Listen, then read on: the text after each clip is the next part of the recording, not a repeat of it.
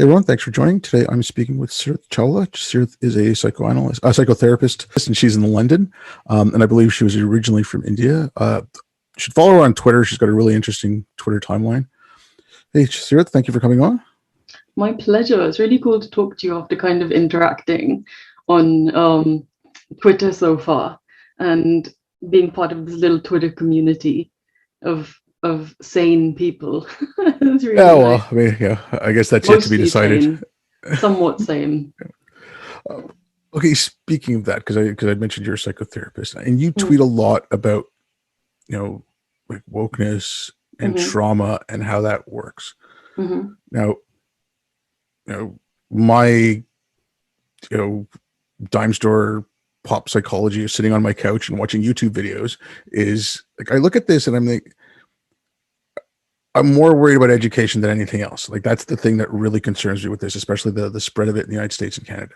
Mm, And when you're teaching kids that they're either oppressed or oppressor, mm, and you're like taking away all hope, like even if you take like something like the trans issue, mm, where you're telling girls you're continuously going to be oppressed and then giving them, well, you can become a boy, mm-hmm. I look at that and I think of either extremism with Islam Yeah. or I specifically remember the gangs in the late 80s in the United States, like the Crips and the Bloods and all the thing that was going on about that. And it's like all these people, they recruit the weak, the marginalized. Yeah. I'm looking at what's going on in the schools and I'm just thinking to myself, I mean, well, you're setting up a generation that's going to be weak and marginalized and feel alone and feel aggrieved. And you're just setting up, a buffet for extremists of any type. Like, I mean, it could be ISIS, it could be the KKK, it could be anyone. Mm-hmm. So I don't know if I'm like making too much of this, or if you've actually seen if you've seen any of the stuff about the curriculum in the States, or like, I mean, if you had any thoughts on something like that. I've not seen the curriculum in a way that's really detailed and intense or intensive. I have seen some of the specific critical race theory Mm-hmm. parts of the curriculum, and I agree with you. There's something really disempowering and the thing that's concerning is that this is when children are forming their identities, and when they're being socialized into sort of like a group or wider society as your peers at school. That's a huge part of your identity, and you're telling white children that essentially you're a little evil piece of shit, and that's abhorrent, absolutely abhorrent. And you're telling black and brown children that the whole world is against you, making accommodations that is sort of the soft bigotry of low expectations, as if black and brown children couldn't perform as well as any other race. There's so much of this messaging that can become crystallized in identity, and it's really scary and really worrying stuff, and worrying about how they're gonna grow up viewing race as well, because children. I used to work in schools for a very long time, and children really are colorblind. They don't care whether their friend is um, a different color, a different gender necessarily. They don't particularly care if you're able-bodied. As long as your friend is cool and maybe has the right Pokemon cards, that's honestly all they care about. And he shares his snack with me, and yeah, he's a great guy, or she's funny, she knows all the good jokes. That's honestly all they particularly, you know, that's their awareness. And you're widening, and that's appropriate amount of awareness for that, for little children. And you're giving them this sort of um, view into this distorted lens of the world that's inappropriate for most children. They don't need to be burdened with that. Yeah, I mean, that's one thing. Like uh, this is just anecdotal. It was a friend of mine. He has a young son, I think, but 3 or 4 years old, Hmm. and they went shopping for Halloween costumes. Or sorry, his son was 3 or 4 when they went shopping for Halloween costumes. This was a couple of years ago, and he said he saw a couple other fathers there, and one of the fathers was taking a costume off the shelves for his kid, and the other kid, my friend said, was about 9 or 10, and that kid said, "Well, I can't wear that. That's offensive." I'm like, Hmm. okay, a 9 or okay, obviously there are limits. If the father was pulling down a KKK costume, which I mean, I don't think any store would have one, but yeah, okay, I could see that. But if it was, a Mexican costume or whatever, Yeah, it was like, a little girl and it was Pocahontas, and I can't wear yeah, that because, I mean, you know, let little kids be kids. That's what I don't understand. Like, I get that, you don't want to infantilize everything, but at one point they are infants and they are small exactly. children and they need guidance. You can't just, you know, get them so wound up about being offensive. I mean,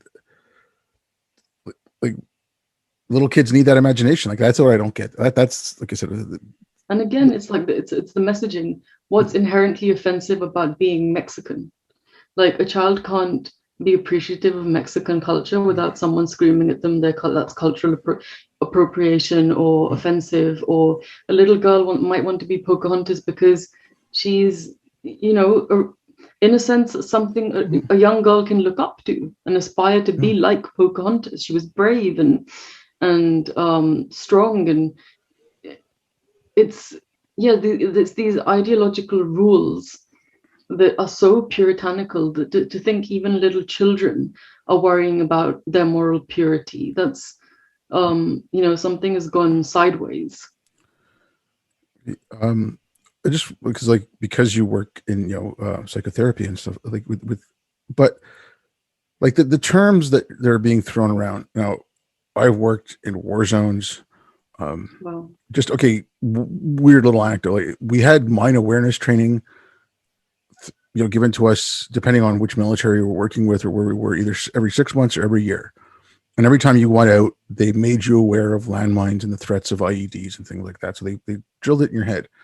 When I came back and I stopped doing that for the first 6 months, I wouldn't step on anything that wasn't like concrete or asphalt. I just wouldn't. After that, let's say I was at a friend's house, and this is in Montreal. At a friend's house, we're in their backyard, they're having a barbecue, and I would get really conscious about walking on the grass. Now, I'm not saying I have PTSD. Like it took me about a year to get over all that. But when I hear these terms like PTSD thrown around, or oh, you're giving me trauma, and it's words or violence like that kind of stuff, like doesn't it? And when I see that coming from like psychologists or therapists, I mean, doesn't that dilute your field? Like, doesn't that actually dilute what those terms mean? Yeah. You know, It doesn't just dilute them, it obfuscates, sort of like obfuscates. I always say that wrong. What those terms, what they really mean. So it's almost like a glamour over the word, over what the real word means. So you're giving me trauma. I mean, that's a meaningless sentence. What does that actually even mean? And this is the problem when you start to examine people and you want to ask them, well, what do you mean I'm giving? How can I give you trauma? What's your rationale? Then the other ideological stuff comes up and the infantilized stuff comes up, which is, this is not validating. You're not validating me.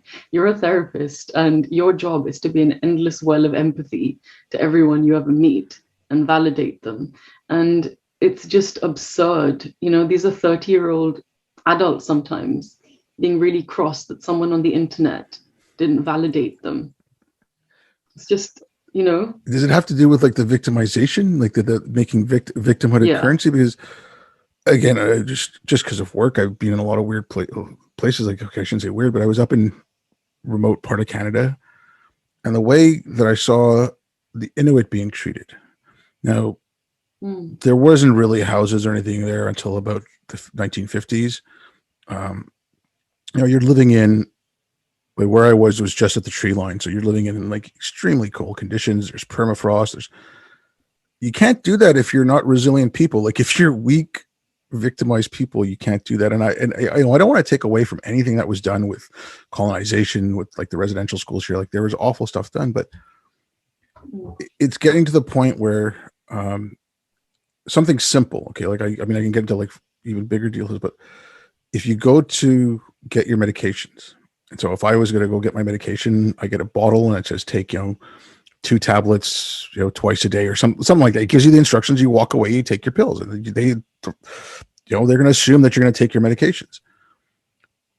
For the Inuit, it was given out in, so for every week you had 7 strips, and it was either divided, morning and afternoon, or was divided into the dosage of the pills. So if you needed to take the pill 4 times a day, you had, like, for Monday, you had 4 things of take this pill. And it was all broken up like that. Everything was done for them. It was all given to them. There was no expectation of just, I mean, like I said, here's a bottle of pills. You have to take 2 pills twice a day. Go take them. Like, I mean, like that's normal. I mean, it shouldn't be extraordinary. I mean, so that isn't that the most basic instruction you could give but someone? I mean, like this like infantilizing people, always telling them that they're continuously victims, and then, praising someone just for being a victim. And I'm not saying you should lash out at them or something like that, but like in my mind, the praise should come after, when you do something with it, you get over that victimhood and you overcome it, you do something there, that's praiseworthy. But just being a victim, so like these people who are just, oh, you've caused me trauma, like, yeah, whatever. I put out a stupid tweet and people started coming back at me. Like, I put out a stupid tweet. I did it. But I mean, like, for some people, like, I put out a stupid tweet and people are attacking me for it. It's like, well, you put yourself out there, you're going to expect something, and it shouldn't be equated to trauma. Like, again, I still don't know, like, because I know you tweet a bit about your field. And I mean, is that coming from there, or like, is that coming, like, where's that all coming from, type of thing? Sorry, I ramble a lot. So, no, I like it. I do too.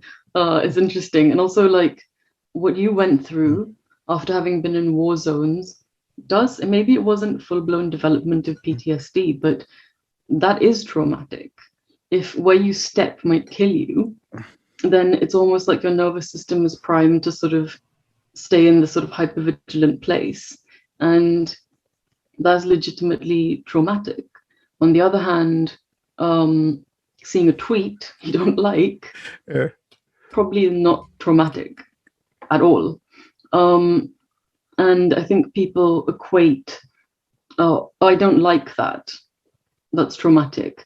That doesn't validate my identity the way I demand the world views it and sort of deifies it. That's traumatic.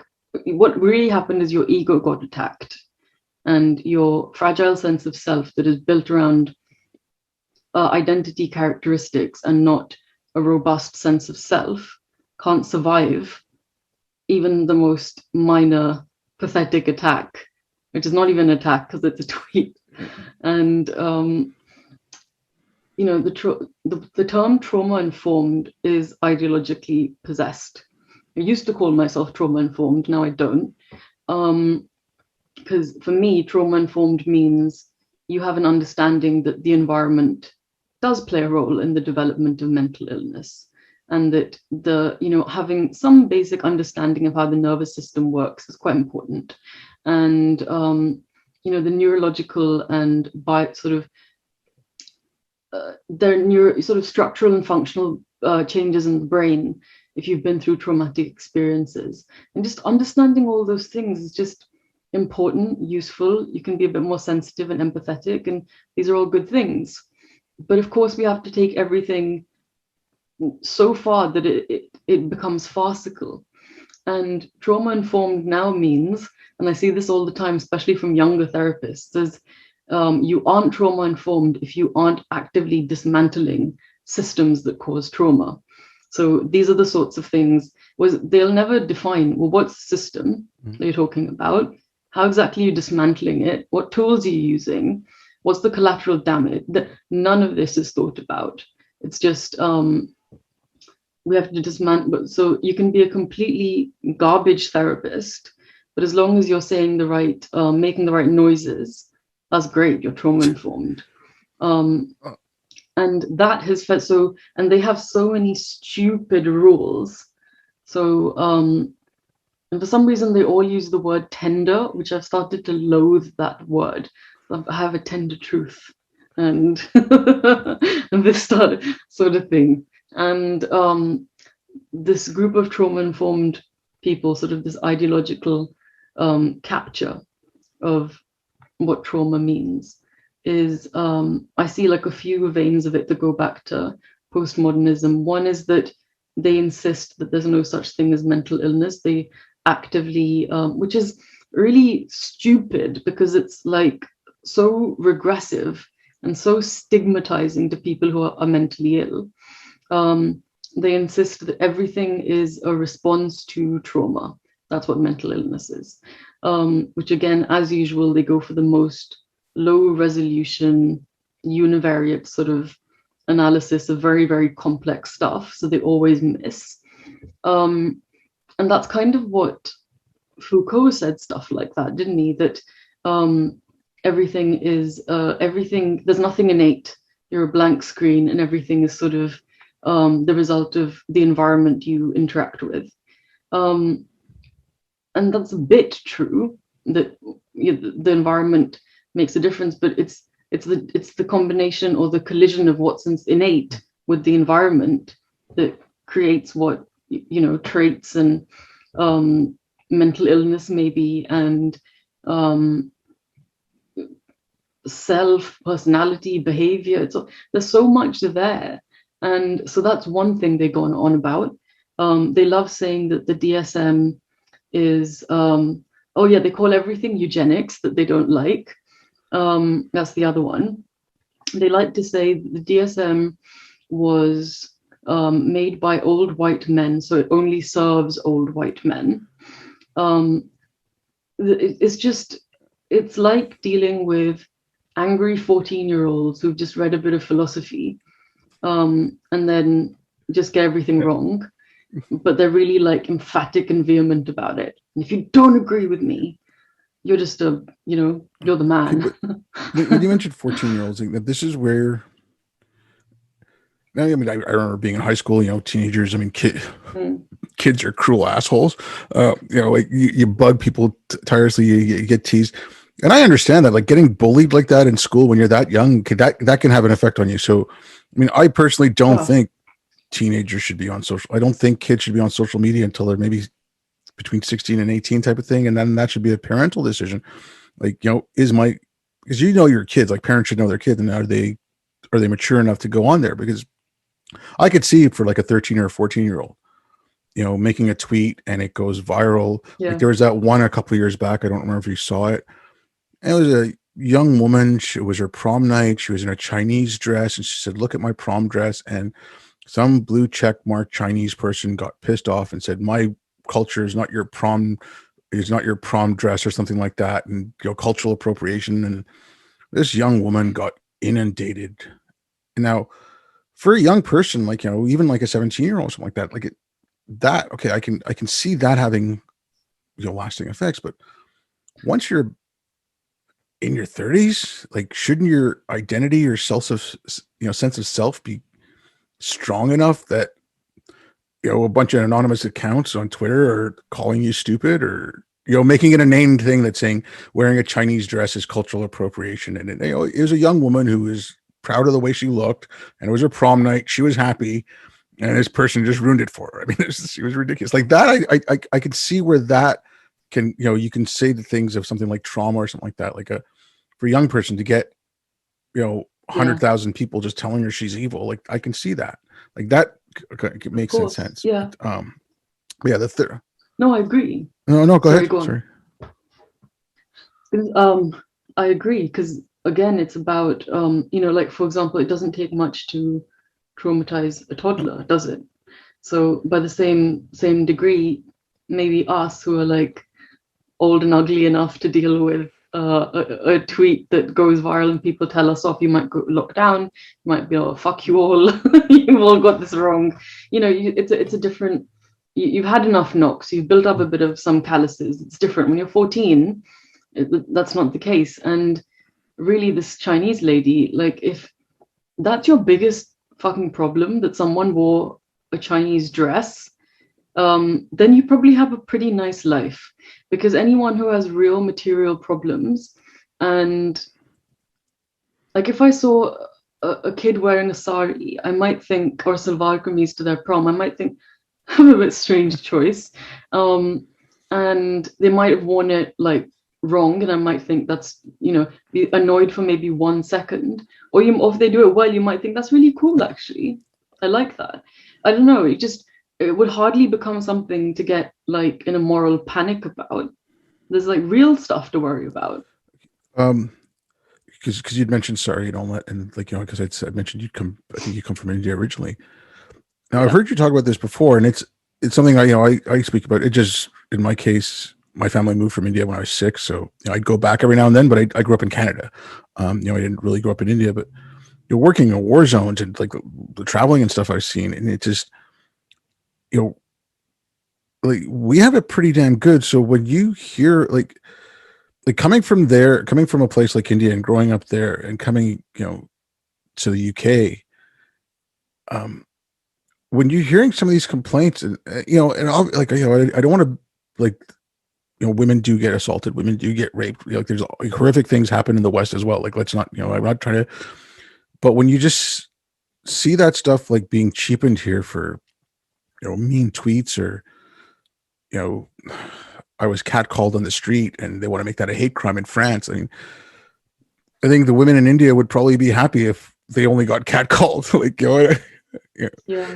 Yeah.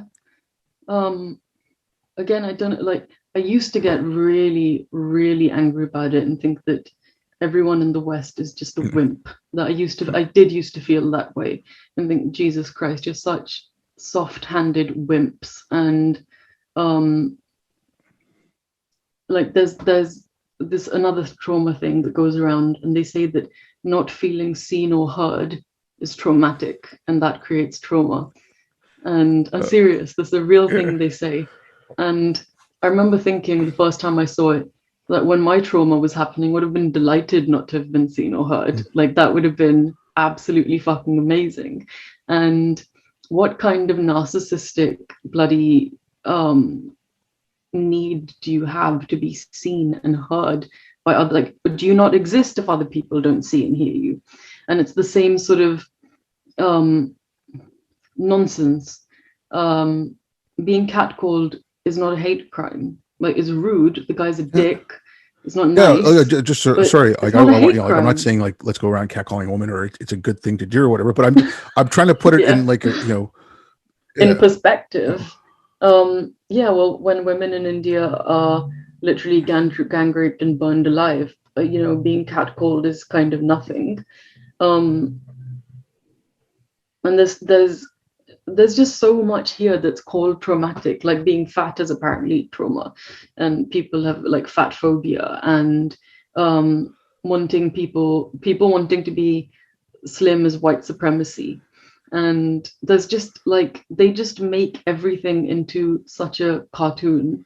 And that's how I feel some of it. It really does feel like you're just watching Cartoon Network, and like they're just going, like, when there's nothing to be offended by, then you just, you wore a Chinese dress, like, haram. Oh God, okay. I mean, so, I mean, I'm assuming you're from a Sikh background just because of your name.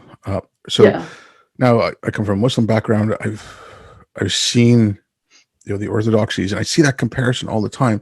Like, if you're in a Sharia country, is it haram or is it halal?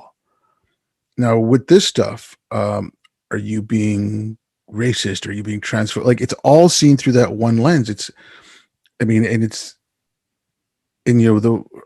know, like, critical race theory works with identity differently than gender theory and queer theory, but identity is central. And it's, if you criticize Islam, oh, you've attacked me as a Muslim. If you question whether or not, police are killing black people every day, it's like, okay, well, you're questioning my identity as a black person, or things like that. There is, like, at least a cult-like aspect to it, if not a faith-like aspect. I think I don't like to say faith, because it's like they don't have faith in anything except doom, death, and like malevolent intentions, and it's like they're faithless. And I also think they they operate like a fundamentalist religion / cult. They Yeah. do, don't they? And you know, there's almost nothing you could say, even hello, and they'd find something to complain about that was racist, sexist, transphobic, and that, because everything, like they even say in their theory that identity before humanity. So when we say colorblind, for example, they get so offended by that, and obviously every you know, like rebuttal of theirs is a straw man, because of course we aren't literally saying I have suddenly gone colorblind and I can't see No. people's colors, or I don't celebrate differences. It's just like the Dawkins Oh thing that God, has just so happened. stupid. So stupid. And it's what he asked a question and he used the word transgender. So now he's Transphobic because he's questioning the identity. yeah. And like, here's where that identity thing comes in. Like, I don't know how much you've read, and because I know you post about it a lot. And like, the as far as I can tell, like with queer and gender studies, it's because that's purely postmodern works. Critical race theory has critical theory and stuff in it, but it was the identity in and of itself was imposed upon. So, like, male, female, man, woman, those are cis heteronormative. They're imposed upon by white men, and so you have to queer everything to get out of that, and you have to break down the norms. So you take on your identity, and that identity becomes central to you. Whereas in critical race theory is like, we have to break down all these identities, we have to break down whiteness, but we're going to take on the identities that were given to us by white people, because we're going to, that's what was given to us, and we're going to embrace that. So one says they want to break down, but they're still embracing it. The other one says we're going to embrace what you gave us and we're going to keep it. And what I find with both of these, it's the same thing. And it's like with, I'll stick with Islam, but if I'm Asians are taking on whiteness, so Jews have whiteness because they own property. So two other marginalized people, two other brown, black, or like like other religious minorities, like ethnic minorities, like with the Jews, it's just, well, we're going to give you whiteness. So they're putting on an identity onto someone else because they're saying, oh, it was put onto us before, but you people aren't corresponding, so we're going to put this onto you. They're giving it to you. It's the same thing with the gender stuff, and it's the same thing with Islam. Like, okay, you're a Muslim, you're not a Muslim, you aren't saying the right things. Like, it's the same kind of stuff. It's like the way they play with identity really bugs me on that. Like Well, it's not. no, I was just Sorry, gonna say, go it on. takes something awake. It's not like, my identity is not the color of my skin. My identity is, and that goes for everyone. It's a complex mix of things, and to just break it down to that one thing, it's insulting and it's demeaning. It just, It is insulting and demeaning, and there's no logical consistency or coherence. Because, if I'm in this situation, I just bend all my principles and worldview, and if I'm in a different situation, bend it again. And it's true, my identity isn't the color of my skin either, or my gender, or anything else really. My identity is, like you said, a complex mix of things. Some things you've overcome, maybe some things you're good at, some things you suck at. There's so much more to a person than just focusing on skin, which it is to me. No one else in my life has made me more conscious of my color than the woke. No one else ever. Like, not even actual racists, just they are racist. They make it so you almost can't forget that you're a person of color. Is They make it so that you almost want to lead any statement you make with, but I'm not, don't attack me because these are my different intersectionalities. And you see people doing that. They start a sentence with, as a, queer brown person with a small fat, like I've seen actual, like, this is how they start. It's like bubble wrapping themselves or shielding themselves from being ripped apart, because you can't not if they're queer. The opinion's fine if they're queer. If they're not queer, the opinion's not fine. You talking about your experiences in India. Okay, I grew up in India. I did this. Yes, that has validity. But, as an Indian woman, I think taking these stairs is racist. I mean, okay, no, that has no meaning. No, sorry, but Exactly. as a woman who grew up in India, I could tell you about the rape culture. I could tell you about what, okay, yes, and again, it's not definitive. It's not it's you, but that lends character to it, and there is a place for identity like that, but not for, like I said, as an Indian woman, like walking up these stairs is offensive to me. Like, no, and that's where they take something that's, there is a way to have identity politics where, okay, this community has, like, let's say the Black community in the United States, there has been this and this done to them, and their communities are impoverished right now. We're going to make these programs to help lift up communities that are impoverished, and we're going to do it for everyone, but that will disproportionately help the Black communities because they were the most disproportionately hurt.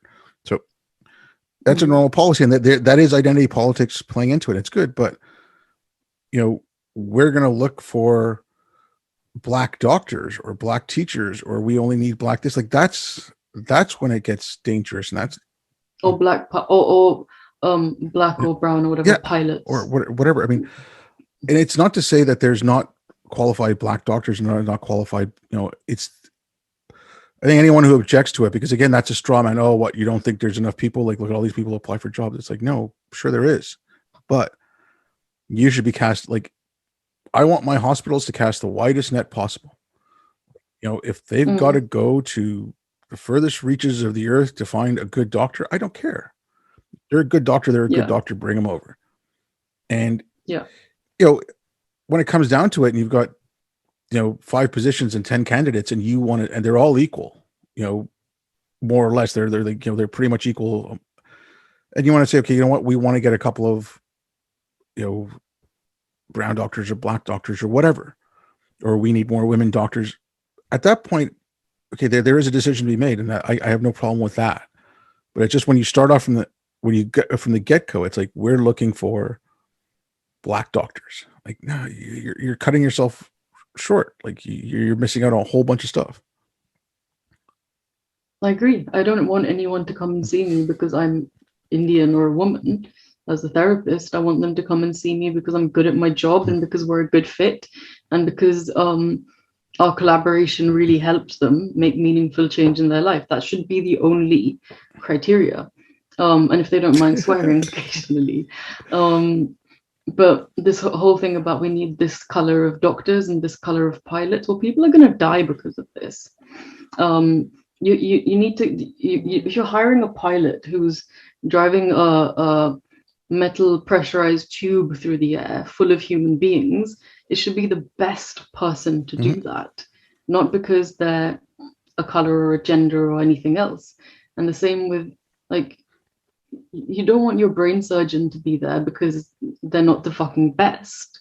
These are things that need to be looked at and need to be questioned. But then you have all the useful idiots who need to virtue signal and jump up and down, and they're I call them vicariously offended, because they're not in any of the groups they're talking about, but they're offended on behalf of everyone all the time. I just tell, when I see someone like that, I just tell them that's victimhood appropriation. They're appropriating someone else's victimhood. So I just stop doing it. That's true. That's true. It is, actually. That's a good one. And it's just, there's just so many logical fallacies. There's so much infantilization. This weird reverse upside down hierarchy they want to create, and it's like they're giving white men so much credit in a way, like, they sort of behave. They're also doing something. I just wanted to interject. A friend of mine's a counselor, and he's in the UK as well, and I'd spoken to him, and I mean, he was talking about, seeing people. They would be coming into his, for therapy or for counseling, and they'd say things like, I've got anxiety because I lost my job, or I've got anxiety because I've got a, new girlfriend, or whatever. And then he said more and more he was seeing it. I've got anxiety because I'm white. And now that's not a healthy Oh, wow. population. Like that it's not helping anyone. Like it's, No, no, like, yeah. not at Sorry, all. I didn't mean to interrupt you. Like, but that was like when you were talking about, yes, they put white Yeah. people like, oh, they own everything, and like, being objective as white, like loving to read as white, like all these things, right? Like professionalism is white, whatever. And oh, they have all the power, they have all this, but at the same time too, it's just like, you know, you're telling them that they're evil and you're telling them that they've done everything wrong. I kind of equate it to South Asian Muslims, the love-hate relationship they have with Arabs. Like they just don't like the Arabs because they're coming over here, they're doing, they're like or when you go to work in Saudi Arabia, like, I mean, you're treated awfully if you're coming there as a South Asian, but they love Arabic. That, if you're a Muslim, like that's where the religion comes from. So all that's good. So it's like I kind of equate it to that. It's a weird thing because It is a weird thing.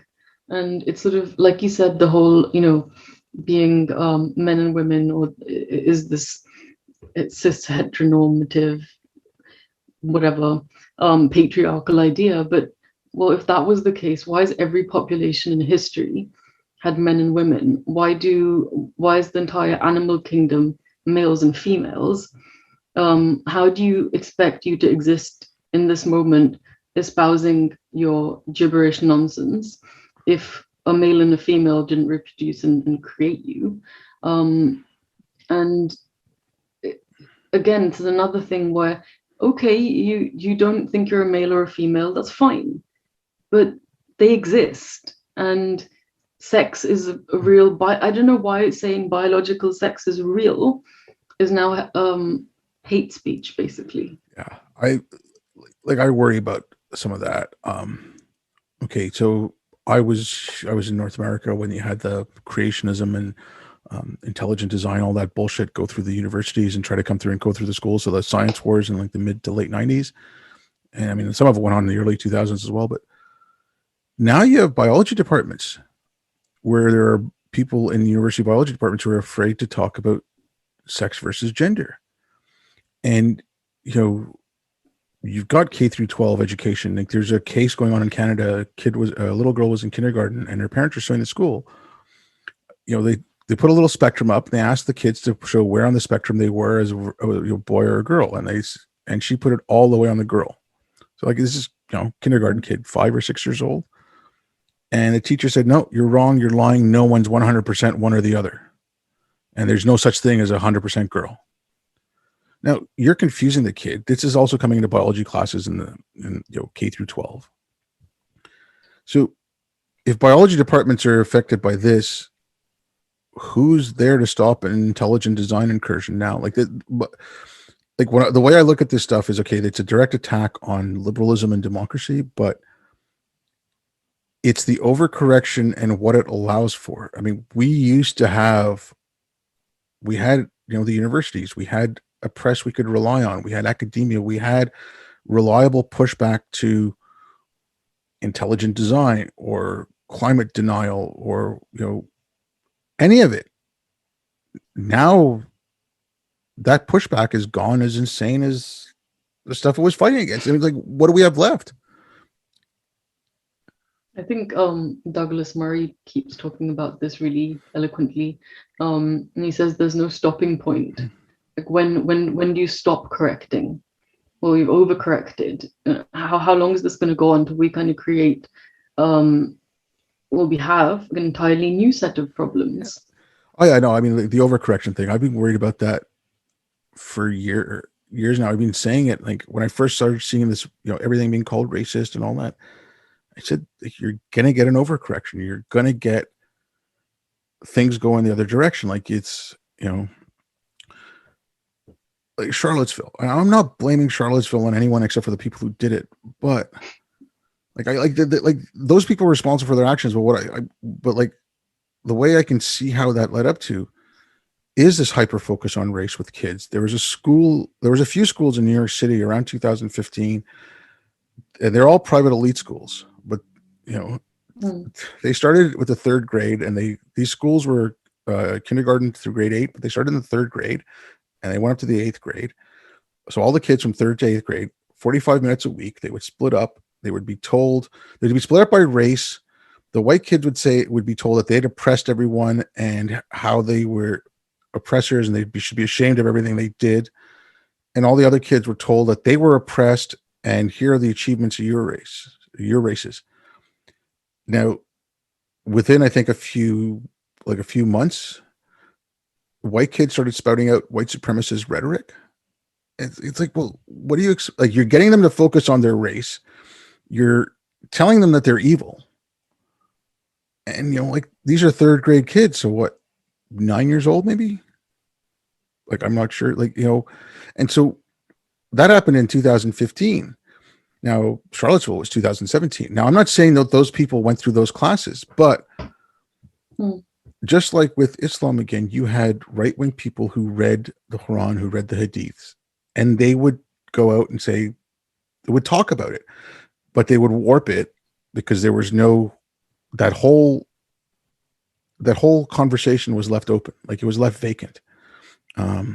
It was anyone who tried to speak out was labeled right wing, and it was like a horrible thing. Like, around when it was coming up, and so the right wing people took terms like taqiyya and got it mainstream. They said they took actual facts from the Quran and they not misrepresented them, but they just overplayed them.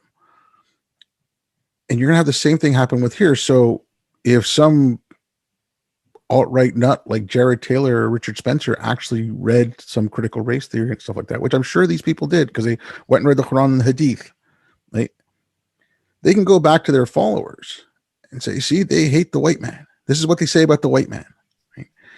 And yes, those people are idiots. Those people, like the guys in Charlottesville, it's not a defense of them, but it's, if you can't see how this kind of education is going to lead to that, like that's what I'm always worried about, is that overcorrection that comes through. Like I think this stuff is, like I said, a threat to democracy, a threat to liberalism, but its bigger threat is it takes away all our capacity to deal with actual real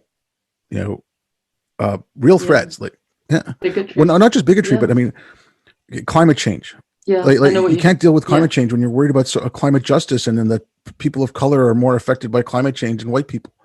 Like, you can't work like that. Like, that's what I'm saying. It's such a screw up. Well, it takes out of it any chance of objectivity, any chance of coming up with functional, usable, like effective, efficacious solutions, because you're modeling things into science that don't belong in science, for example. And I have the same worry that there's going to be a pushback, and it's going to be reactionary, and it's going to be bad. And that's one of the reasons I talk about it constantly, because it would be better if we can help change minds than if something terrible happens. And it's even the term white supremacy, it's sort of, when we say white supremacy or white supremacist, you think of someone who's completely insane at the end of a spectrum, who hates people for no reason, is just, like off-key person. When the woke say white supremacy, they mean timekeeping and punctuality and ice cream and sourdough bread and wanting to lose weight. Like, these are all real things. Being in the forest is white supremacy.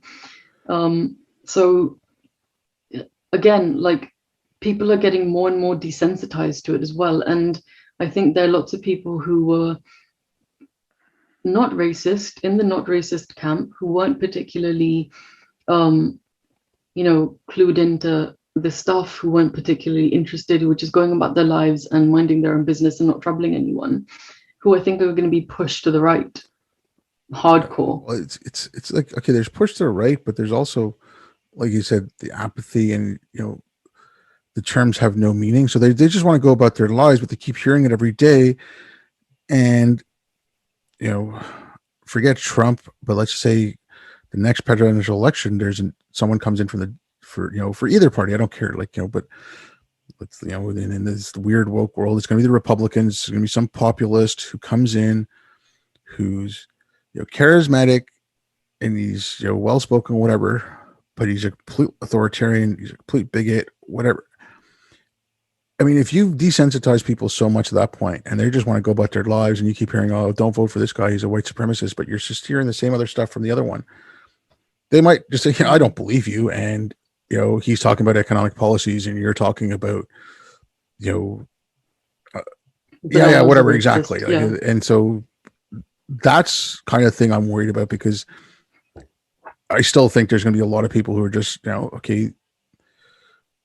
I mean, if you're a store clerk or something and you're going about your life and you're doing it and you're eking out a little meager existence, none of this stuff is really going to matter to you. But if you keep hearing it and you keep hearing that term devalued, at one point or other, you're just not going to listen to it anymore. It's like the boy who cried wolf.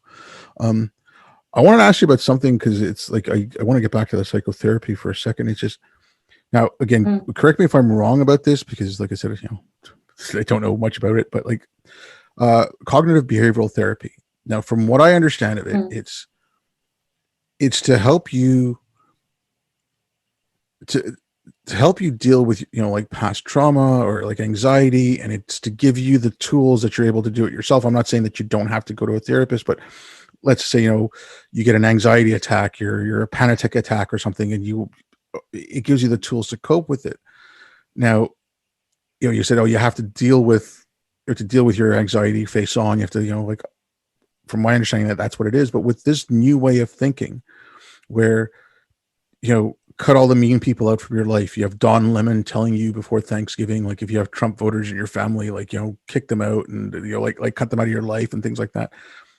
So when you're hearing that, and someone who's being raised on that goes in to see a therapist, and if the therapist is actually trying to help them with something like CBT, are they going to turn that around and say, okay, well, I have to deal with the trauma in my life. This person is causing me trauma because they're sending me mean tweets or whatever. And just, or my uncle voted for Trump. That's causing me trauma. I'm going to cut my uncle out of my life. That's me taking something. Like, is it warping things? Like A, am I kind of correct about CBT? And B, like, is this actually going on, or is there a threat of this? Or It is going on, actually. Yeah, you're pretty much right about CBT. It is looking at cognitions around certain behaviors or states, and then helping you to essentially evidence test and reason through them. It's kind of like, imagine if rationalism was a psychotherapeutic modality. And this is more complicated than that. Like, things like, if you're scared of going on the tube, helps you through exposure therapy, and one day you go down the street to the tube station. The next day you go and you just go on the platform. You don't go into, third day you go, maybe you sit on it and then jump out. And fourth day you go and go one stop. So slowly helping you. And it's very, very useful for helping people get functional quickly. It's not really like, it's not dealing with the deep stuff. It's not dealing with the tectonic plates of your being, which some people do have to deal with. But if you're sort of scared of going on the tube, that's a great, useful, helpful thing. It's a great way of thinking to internalize, so that you kind of do it to yourself all the time. And sort of, I'm getting angry at this, but it's not really the other person's fault. Getting some form of, it's called mentalization, when you can look at yourself with a bit more objectivity and have awareness that of the other person, not just self-awareness, but which is really lacking. It's like a whole generation of people who have no other awareness, and they don't think about the fact that there's other living, breathing human beings that are not less important than you. And the sun doesn't shine out of your asshole, which is not CBT. So yeah, you do get people who are told a lot of these things, and it's kind of drummed into them. And if you think about how pervasive the messaging is, not only is it in schools, as we've talked about, university is like, academia has become a complete fucking joke. And it's they're taught this, they're in these really toxic, hostile environments where you might be cancelled in the university. University just seems like really weird places now. I'm very repulsed by them in a fear-based way almost. And then all over social media, this is the popular messaging, and then the mainstream media, and then all the useful idiot celebrities and famous people who just adopt it and bang on about it. So the messaging is like it's all around you. There's no escape from this. And then it's also gotten into therapy. And so then you have all the therapists who are telling people that, you know, if someone doesn't understand you and see you and hear you, you should just cut them off. It's really, really, really scary. And there's a lot of therapists who do this, who have realized that the thing that will get them likes and follows and get them some social media capital is by telling everyone the reason you're suffering is trauma, not your fault. Definitely not your fault. Like that is really honed in and like drilled into people. And to tell them that they're just normal human behaviors are trauma responses. So everyone is walking around and thinking that they're traumatized. And if you ever talk to them like an adult, this has never happened to me in my practice, but on social media it happens all the time. Is if you respond to another adult like they're an adult, especially on my therapy page, they do not like that. They want you to be like, oh, it's great you think I'm a fucking idiot. Let's talk about that more and let me validate your feelings. And it's like, no, you can get fucked if you're going to come on my page and call me a fucking idiot. Piss off. It's really so yeah, you do get people who just have their minds are being actively warped, because as we know, wokeness is the antithesis of rationalism. There is no rationality, rhyme, reason, logical consistency, common sense, sanity. It's even like a pseudo reality, because some of the narratives that they bang on about, if you look at the data, the narrative is disproved in 1 second. And so it is, I know Jonathan Haidt calls it anti-CBT, and I kind of feel like it's a step further than that, and it's conditioning people into being unwell. And I have seen people who have become unwell because they've been to university and been taught postmodernism, and then they are just convinced that everything is relative and that there's no point to the world. And especially if the person's vulnerable, you're doing something really horrible to them. You know, you're just kind of like getting your grubby fingers into someone's head and messing with it. I look at it as conditioning. So I spent about 18 months reading nothing but critical race theory, intersectionality, and some gender theory and queer theory. So I like pretty much I think I read 3 other books in that 18 months, and all the rest I read was this. Wow. Now, again, like I was telling you about being overseas and coming back and like worrying about walking on grass and stuff, like I'd been conditioned to look for things. Like, I'd been conditioned that every time you go on the road, you keep an eye out for anything that's out of place, because if it's out of place, it could be a bomb, it could be a threat. So, I mean, so when I was working overseas, I was on contract work. So I'd work 3 months and I'd get 3 weeks off and I'd be home. So my last leave, like after that leave, I went back and I returned for good. Like, so my last leave, I was with my brother and we were coming back from a movie, and I was driving him back to his place. It was around 11 o'clock at night in Montreal.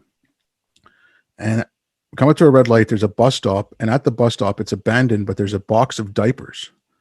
Now, the first thing that went through my head, like I said, we're downtown Montreal. The first thing that went through my head is that's not supposed to be there. That's a bomb. Because I was conditioned to look at that. I was conditioned to look for something that was out of place. And as soon as it was out of place, that's the first thing I was supposed to think of. After reading like critical race theory and intersectionality, I could be taking the subway and I could be seeing a black man get up and give his seat to a pregnant white woman, and I could see racism in that because I was taught to see racism. And so, like, I look at this stuff as you're conditioning people to continuously look for racism, sexism, homophobia, transphobia, whatever. Like, you're conditioning people to look for that, and it's like that's where it's. I mean, you shouldn't be that hyper alert. Like, I mean, I didn't realize under how, like, again, like I don't want to, I was a civilian, I was a contractor. Yes, I went in dangerous places and whatever, but I don't want to compare myself to a soldier. Like, I'm not trying to do that, but like, even in myself, like when I got back home on leave or whatever, or I left the base and I went on vacation, I was on leave. Like, you don't realize how much stress you're under until you walk away, and then it gets taken off, and it's kind of like, oh, wait a minute, like it's not there anymore. And it was like, so like you're conditioning people to look for stuff, and you know, that really scares me. And look, I sorry, like I said, I ramble a little bit. I don't want to keep you too much longer. I mean, I'm happy to talk for you as long as you want, but I wanted to ask you about if people are like someone, let's say someone's looking for a therapist. What should, like, in your opinion, what should they be looking for? What would be, you know, warning signs of this might not help you? And I realize everyone's different. Like, you know, if you have depression as opposed to, you know, you've got borderline personality disorder, like you're going to be treated differently. Like I understand that, but like, just if someone's just going because of, you know, anxiety, stress, you know, like just nothing too major, but like if they were trying to go to a therapist or something like. So yeah, if you're really, really unwell, bipolar, schizophrenia, a serious personality disorder, you need to go to, you know, the best place to first go is your primary care physician, and then they'll signpost you to the right place, and yeah, that. But then if you're thinking more of like the rest of us, sort of like the worried well, then trauma informed is now sort of a bit of a sign. Could be that the therapist is ideologically captured. If your therapist is constantly only validating you and they don't do a lot and soothing you and do nothing else really, then you're not getting that much out of therapy. The point of therapy is that you work as a team. It's really collaborative. You really do lay everything out on the table and look at it together. And you want a therapist that can help you make meaning of what you're going through, help you kind of integrate it and create some sort of context of the thing you're talking about in your life. You want to feel that you want to feel like you're in safe hands. That's quite important. And that you really trust them, not just trust them to tell them anything, but trust them that whatever they're doing, saying, suggesting is really with your best interests at heart. And I think at this point, people ask me this all the time. How do I know that if the therapist is woke, if there's nothing said? I just say, ask them. Just ask them. Because lots of therapists will do an initial call and, you know, just to see if you're a good fit on an initial session. And I think you should ask them, are you woke? Or do you believe in, like, are you weaving the stuff into your therapy, or is it pure therapy? And I need, like, this is important for me to know in terms of choosing a therapist. And you can always kind of tell by the stuff they stick in their descriptions. There's usually some tells there. The other thing that's usually safe is go for somebody a bit older, because they've been trained in a different time. And I think psychodynamic therapy or depth psychology or psychoanalysis, that's usually it's much harder to ideologically capture people who practice those modalities. Okay. Well, thanks a lot. Like I said, I don't want to keep you too long, but if you've got any last words, you want to talk about anything, let people know where they can get a hold of you and your website. I'll put the links in the description. Please go ahead. I have ADHD, so all my things like my website are you know, they've been being worked on for about 7 years. My website, actually, I've given it to a designer now, and she's finishing it for me, and it'll be up soon. And that'll just be my name, Seerut Chawla at I was going to say it's not an email address.com. And then I'm on Instagram. It's Seerut Chawla on Instagram, and the same on Twitter. And I think my last words would be to people: tell the truth. That's really, really important. I think that's kind of like the most important thing. Believe your perception of things. Don't let people get their hands into your head and mess with your perception of the world. And even if you've got it wrong, that's for you to work out, not for other people to fuck with your thinking. And there's two things in Sikhism that mean a lot to me, and that I think really inform a lot about how I treat this stuff. One is Chardi Kala, which means rising spirits even in the face of adversity. And I kind of think of that in terms, just laughing at them. Like, people can't get to you that much if you stay light-hearted about it. Like, not mean and spiteful and personal, but just stay light-hearted about it, and that can be really, really helpful. And also, like the last guru said that all Sikhs have to be sort of like a saint soldier. That's the literal translation of the word. And the point is to, like, you should defend yourself. You should defend other people. You should be in a formidable opponent, but never use excessive force or be like a vengeful monster like they are. Do it honorably. And I think both those ideas are really important. Truth, courage, stand up for yourself. Don't bully them back, but don't fucking let anybody trample all over you. Well, that's great. Thanks a lot. And thank you very much for coming on. My pleasure. And thanks everyone for listening.